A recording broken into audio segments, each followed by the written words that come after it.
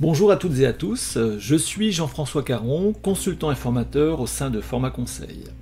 Je vous propose dans cette ressource d'envisager comment développer la coopération entre les collaborateurs, ceci au sein d'une organisation et d'un point de vue managérial.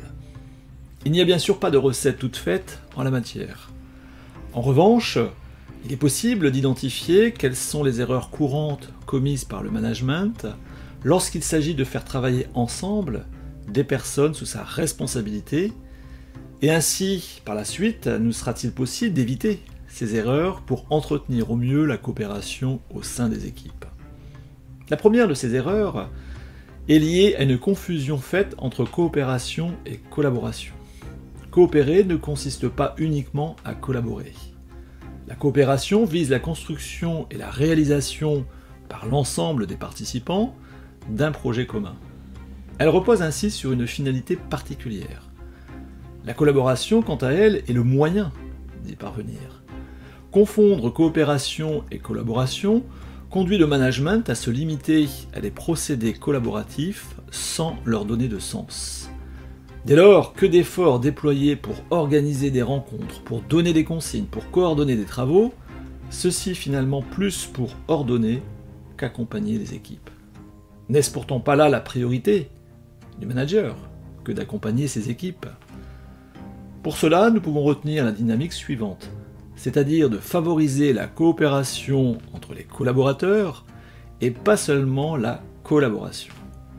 La collaboration, ainsi, n'a de sens que dans la coopération.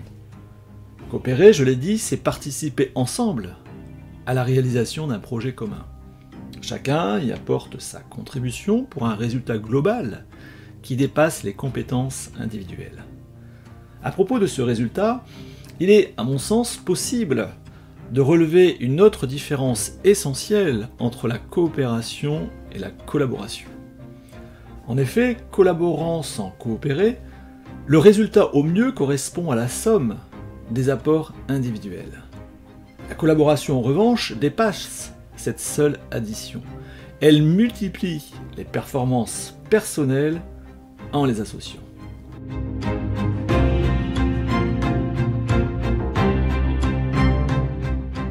Quelles sont ces erreurs managériales qui contraignent, voire empêchent, la coopération, bien que celle-ci soit profitable pour l'organisation?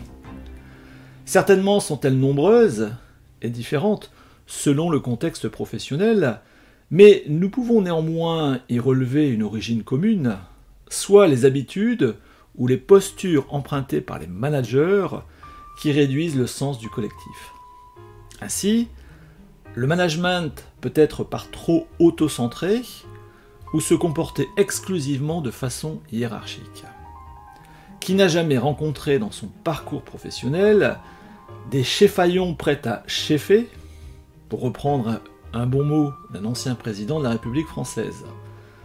Cette absence de vision et d'entrain collectif est parfois la conséquence d'une trop forte concentration de pouvoir dans les mains d'un manager qui finalement se trouve seul à décider, sans le besoin ni la participation de quiconque. Ainsi, un pouvoir décisionnel donc par trop concentré peut épuiser la coopération. Autre erreur courante, le fait de tout régenter avec des règles et des procédures internes. Pourquoi en effet chercher à coopérer si la règle l'emporte sur tout? Quelle initiative commune engager dès lors que tout est strictement encadré par des procédures et des modes opératoires? Les référentiels et les systèmes déployés pour tout prévoir et tout réglementer peuvent finir par asphyxier toute initiative coopérante.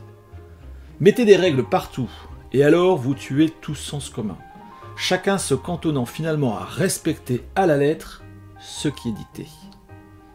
Le manque de sens collectif et le souci exacerbé de la conformité aux règles et aux procédures sont ainsi de nature à étouffer la coopération.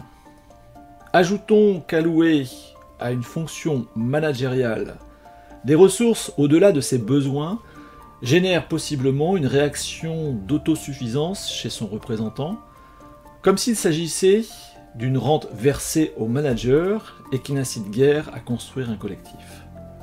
Pourquoi, en effet, coopérer si, à la fin, ceci conduit à partager des avantages que d'autres n'ont pas? Dans ce type de situation, au mieux est-on enclin à collaborer pour montrer patte blanche. Enfin, un dernier cas de figure quant aux erreurs courantes à propos de la coopération, lorsque seule la performance individuelle est récompensée. Certes, il n'est pas aisé d'identifier pour chaque collaborateur sa contribution au résultat global de l'équipe lorsque ce résultat est le produit d'une synergie. Il existe en effet une plus-value générée avec la coopération dont les composantes sont difficilement mesurables unitairement. Faut-il pour autant se réfugier derrière cette difficulté en maintenant un système qui ne reconnaît pas les bénéfices de la coopération? Certainement que non.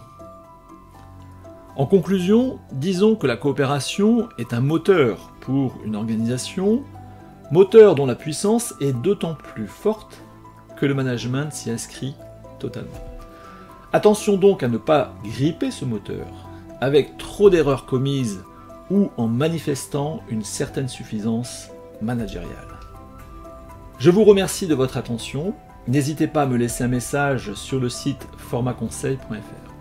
Je prendrai le temps de vous répondre et peut-être nous sera-t-il possible d'échanger ensemble sur des thématiques de développement professionnel. Vous trouverez également sur le site d'autres ressources en accès libre ainsi que des propositions de formation. Dans tous les cas, je vous souhaite une très bonne continuation et vous donne rendez-vous pour une prochaine ressource.